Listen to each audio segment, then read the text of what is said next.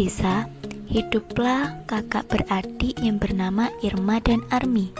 Suatu hari, Irma mengajak Armi ke toko untuk membeli es krim. Tidak sengaja di jalan ada motor yang melaju kencang dan bruk. Singkat cerita, Armi menjadi korban kecelakaan tabrak lari tersebut. Akibat dari kecelakaan tersebut, Armi meninggal. Di sisi lain, teman Irma yang bernama Arum juga mengalami kecelakaan yang sama. Dia tidak sadarkan diri dan dinyatakan meninggal di tempat kejadian dengan kepala berlumuran darah. Oleh pihak warga setempat, Arum dibawa pulang ke rumahnya.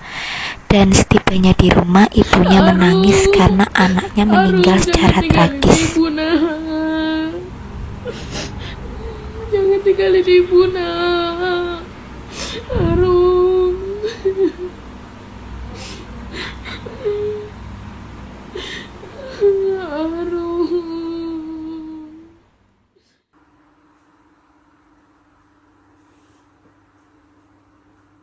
Armi, Armi, Armi, aduh, Armi, Armi, Armi, Dek, kamu di mana, Dek?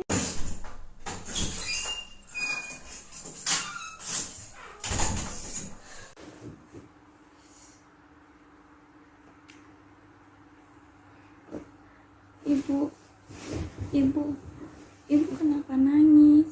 Armi kemana, Bu? Aduh, kepalaku pusing. Ibu, Armi kemana? Iya nak, ya sudah. Kamu istirahat saja.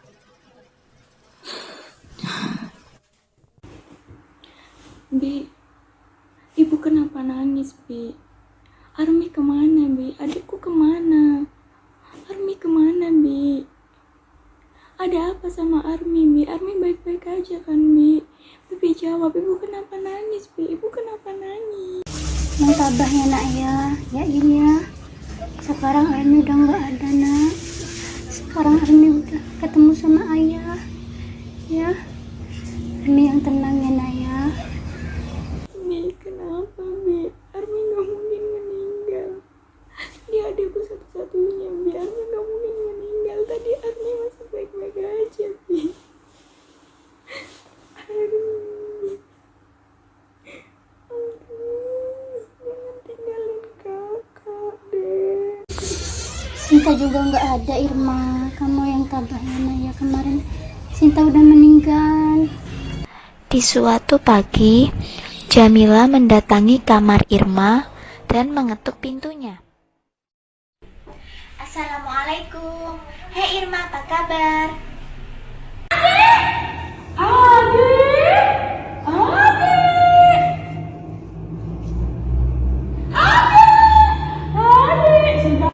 Oh Irma, kok kamu cuekin aku sih? Padahal loh aku sini bawa berita menarik.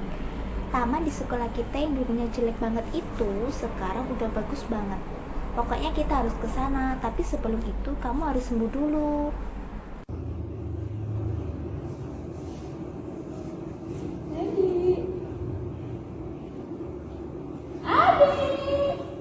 Terus nanti kita bisa makan bakso bareng, nongkrong bareng, jalan bareng, ke kantin bareng. Pokoknya semuanya serba bareng, tapi kamu harus sembuh dulu ya.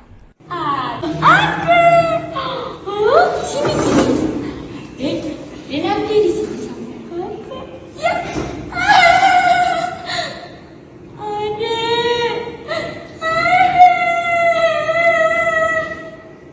Dikarenakan hari yang sudah sore, Jamila pun pamit untuk pulang. Ya sudah Irma, aku pulang dulu ya. Kamu cepat sembuh, nanti kita bisa jalan-jalan bareng. Aku pulang dulu, takut ibuku mencari. Assalamualaikum.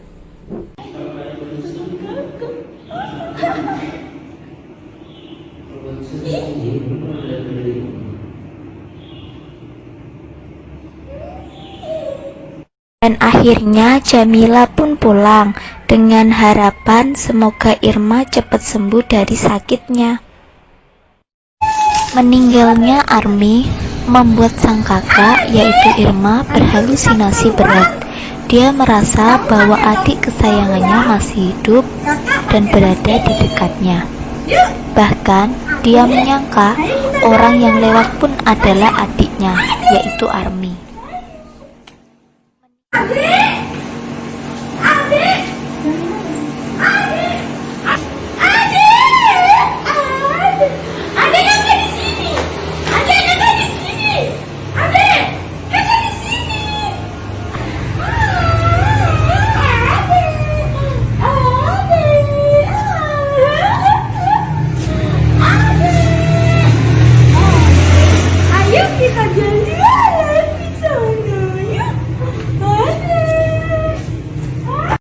Hari demi hari dijalani Irma dengan membayangkan sosok adik kesayangannya itu.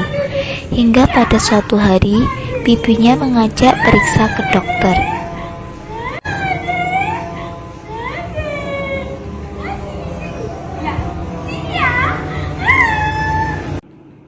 Selamat siang Ibu, perkenalkan nama saya Ahmad Yakub. Ada yang bisa saya bantu? Siang Bapak, begini Bapak, anak saya kemarin mengalami trauma. Dia sering berhalusinasi bahwa adiknya selalu bersamanya. Traumanya tuh menyalahkan dirinya sendiri akibat kecelakaan adiknya, sehingga adiknya tuh meninggal dan beranggapan bahwa adiknya tuh masih hidup. Kejadian awal kok sampai bisa terjadi seperti ini, bagaimana Ibu? Iya, begini Bapak, sebenarnya Irma ini kemarin sedang mengalami kecelakaan bersama adiknya Army. Nah, di situ Army meninggal di tempat. Jadi Irma ini selalu berhalusinasi bahwa Army itu masih ada dan selalu bermain sama dia. Kadang dia itu jalan-jalan sendirian, tapi dia itu mengakui kalau yang jalan-jalan itu dia sama Army, tapi itu nggak ada. Itu juga Irma mengalami halusinasi. Dia itu sering dengar suara Army lagi ngajak dia main, lagi ngajak dia kemana gitu. Jadi saya itu khawatir, makanya saya sama ibunya langsung membawa Irma ke sini. Takutnya dia itu terganggu, lebih terganggu jiwanya, makanya kami mau mengantarkannya ke sini. Biasanya untuk gejalanya muncul setiap hari atau 1 minggu sekali atau per jam atau bagaimana Ibu? Waktunya setiap hari Pak, itu pun anak saya sampai tidak mau makan dan terus saja menyakiti dirinya sendiri, menganggap dirinya lah yang salah atas kejadian itu semua. Untuk waktunya biasanya paling lama 2 jam atau bisa 1 hari atau bagaimana Ibu? Kalau gejala-gejalanya itu muncul sepertinya pada waktu-waktu tertentu Pak, seperti waktu pagi, malam, dan waktu waktu ingin belajar jam 8 mungkin, karena pada waktu-waktu itu mereka sering menghabiskan waktu bersama. Kalau habis belajar pasti mereka bermain sebentar lalu tidur. Kalau untuk paginya mereka itu sering sering panggil, mengingatkan ayo kita sekolah gitu. Jadi bisa dibilang setiap harinya seperti itu. Tindakan keperawatan yang dapat dilakukan pada pasien dengan halusinasi pada SP1 adalah: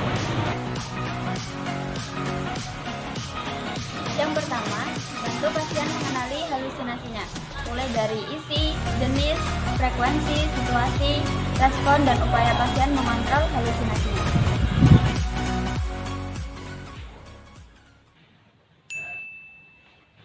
Jelaskan cara yang dapat dilakukan pasien untuk mengontrol halusinasi.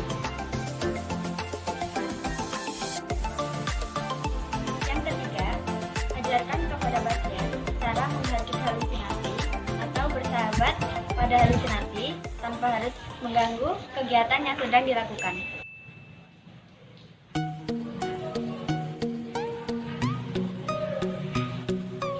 Yang keempat atau terakhir, bantu pasien untuk menyusun jadwal kegiatan latihan menghadiri halusinasi.